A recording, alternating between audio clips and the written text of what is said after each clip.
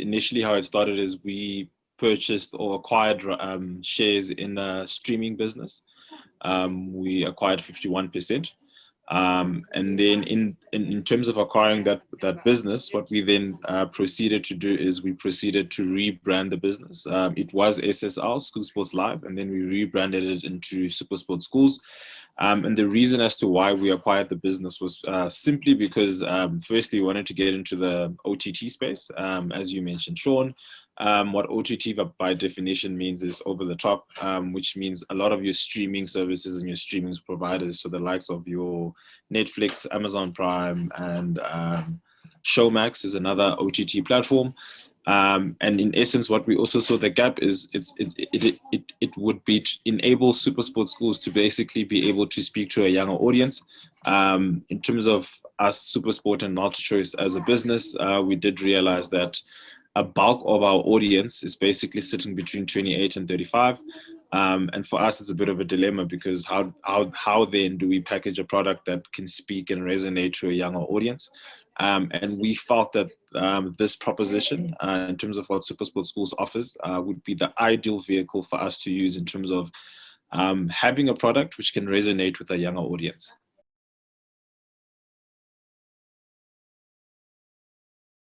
I mean, SuperSport Schools currently has two solutions. It's got a multi-cam solution. So what that means is we actually physically send out a crew to that school. To date, since when school sports was back, I think we covered 194 games, and that was purely with multi-cam. That was over the space of, I think it was just 4 weeks, which was pretty decent. Then we've got the AI tech solution, and what that is, that's sponsorship driven. So a sponsor will come like Nashua, and they will say they want to sponsor a school like Help Makar or De Force Malan. And then they literally go and install the camera, and then it's automated, so it doesn't need anyone to man the camera. And then in terms of the footage, that's all gets streamed onto our SuperSport Schools platform.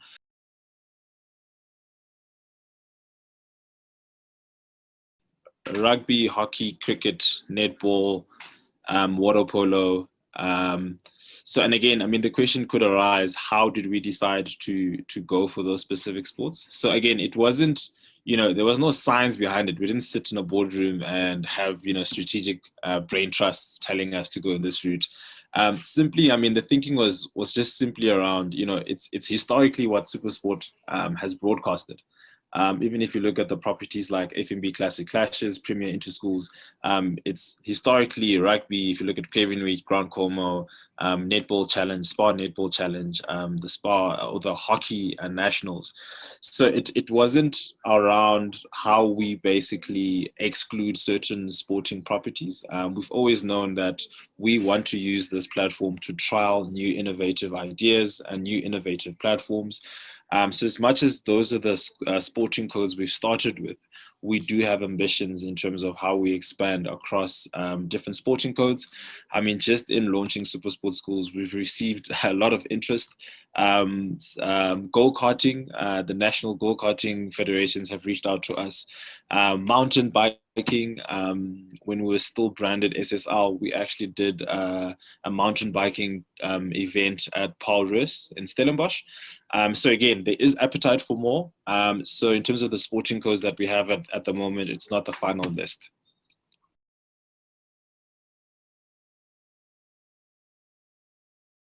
Well, firstly, we need to make sure that there's sport there. And then secondly, depending on which solution we're going for, we need a Wi-Fi.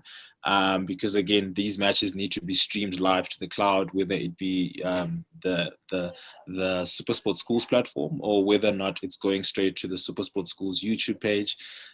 We have also been able to cover a few of our games onto the DSTV Now platform, which has also been quite exciting. But without Wi-Fi, we wouldn't be able to do that. And secondly, maybe just infrastructure, and to just make sure that the event is well run, because again, we're not in the business of running and hosting events. What we do as SuperSport Schools is to broadcast, and our mandate is that we want to broadcast as many games across South Africa and eventually across Africa.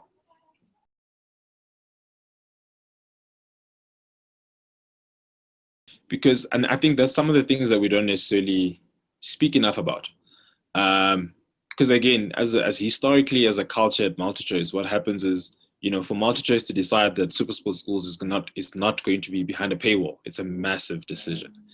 It is extremely massive. If you think historically, just in terms of how MultiChoice has positioned itself, just in terms of content, now they've turned around and they've literally said, guys, this thing is not going to be behind a paywall. And it's again to your point of understanding that, to build great sporting nations, you need to have a strong foundation. And how do you build a strong foundation without investing and putting in the necessary resources to make sure that the foundation is solid? And again, to Lukhanyo Am's story, I mean, it was by chance that he became a Springbok, right? Not how many Lukhanyo Ams are we going to miss along the way? And we're hoping that with a platform like this and the exposure that this is going to give, I mean, with the AI tech, if we get it right, we'll be able to start filming under 14C matches. Um, that's massive. And just think about the psyche that gives to the young kids, whether it be hockey, netball, rugby, water polo. I mean, that's uplifting, right? And again, how do you quantify something that you haven't necessarily ever tapped into? Without bragging and without showcasing that you're doing something right. It's a tricky one. It's a tricky balance. But again, as I continue to say, I mean, we committed to this. MultiChoice and SuperSport are investing heavily into this. And it actually just showcases that we believe that, this is actually the future in which we should be heading into.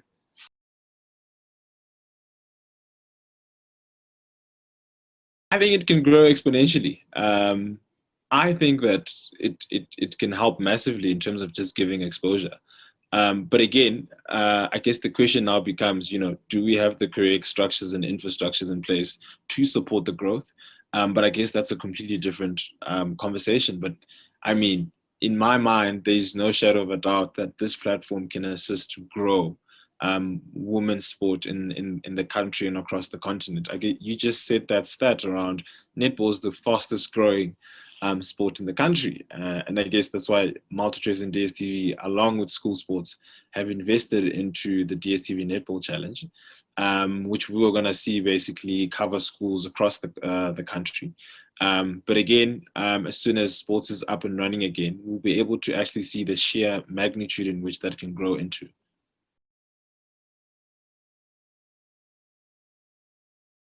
As SuperSport, not even just SuperSport schools. I mean, our mandate has always been to prioritize and make sure that, we basically give equal coverage and we actually assist in terms of giving more exposure to women's sport, women and females. And the same applies for SuperSport schools. It's something that we're very passionate about. I used to play semi-pro rugby, so naturally my mind gravitates towards rugby. But again, we're very, very intentional and deliberate to make sure that this platform is for everyone. This platform is inclusive. And this platform also needs to make sure that we go over and above to make sure that women are actually covered and given the exposure.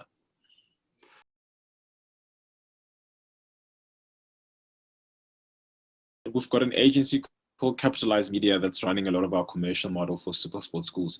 And then in communicating or in sending the inquiry to info@supersportschools.com, what would happen is Capitalize Media would then get that inquiry, and then Capitalize will send a full deck, which includes videos, which includes details, which includes the commercial models. A school can go and get a sponsor, and then what would happen is the school would just get like a commission or finder's fee for basically bringing the sponsor to the table. What a few of the schools have proposed to do is to share costs for a camera. So what will happen is one school will get 10 trustees or 10 members from the school board to basically cover the costs. So again, how we slice and dice it, it's school dependent and dependent on the need. It's not, and I keep saying, it's not a one size fits all. Yes, the model was fleshed out with a certain framework in mind, but if a school comes to us and say, look, this is our approach, can this work? These are our needs. We'd be foolish to basically turn them away. So in my mind, the best thing for the school to do is start the conversation, reach out, send the information, send the detail, and then we can take it from there. I think the commercialization opportunities are endless, whether it be e-commerce, whether it be advertising, whether it be positioning, the exposure that brands and schools themselves can get from this is endless. And I think that's the bit that people are very excited about, because we haven't necessarily mapped it out or fleshed it out to see what it actually looks like.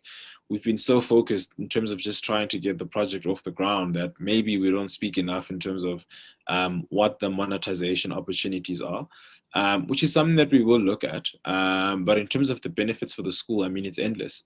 Um, yeah, so I mean, just in terms of advertising, whether it's about getting certain sponsors on during halftime, squeeze backs, those are all things that we can explore, just again, depending on the need for the school.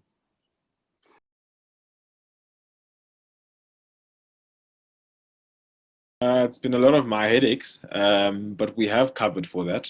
So we've got agreements with each school, and in the agreement, we basically saying to the schools that they also need to be compliant, but the onus is going to be on the school for them to see how they're going to manage it. So again, the Puppy Act doesn't just affect SuperSport or SuperSport schools; it affects schools. So you can't just take a picture anymore and of an audience and then stick it on a website, right? So again, it's been a tough process, but that learning and between the schools ourselves has been very, very fruitful, because now we've come up with agreements that are tailor-made by school, depending on what the needs are. And again, this is one of the feedbacks that we got from the schools, that our contracts were very, very rigid. Our contracts were centered around SuperSport schools, and we didn't consider or think about the schools themselves.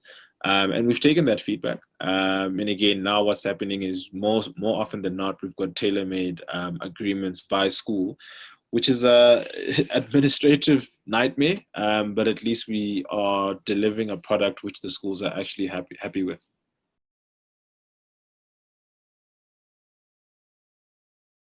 I mean, when people ask me, I actually say I see it as a blessing. I see it as a positive, because all that does is it gives us a chance to reset, reevaluate, and basically just make sure that we're heading in the right direction, which is exactly what we're doing. And I keep like drumming around this message on tailor-made solution, making sure that our offering speaks to the end user, customer centric. Those are all things that we have time now to flesh out.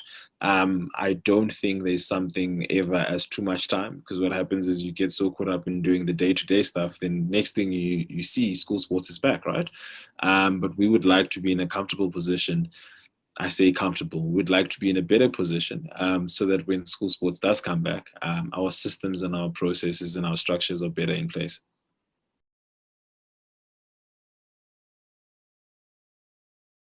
The school or the platform would need an event that they would like us to broadcast. I think that's key. Whether it be big or small, I guess it's about just getting into or starting those conversations. Because again, a key step that a lot of us are missing is the skills transfer. How do you host an event? Is this an event that you could actually broadcast? Are there different or other avenues we can explore in terms of how we give exposure to the specific event? And then secondly, I mean, there's an email address, info@supersportschools.com. It is active. We've received a few emails, even especially after launch. And again, I guess our mandate is to just interact. My boss, Mark Jury, always says there's no bad idea. And it's our job and duty to make sure that we basically explore all avenues, not committing that we are saying we're going to engage or actually commit to everything. But I think in engaging and in being authentic in our responses, we actually do participate in skills transfer, which is part of our key role as well as SuperSport.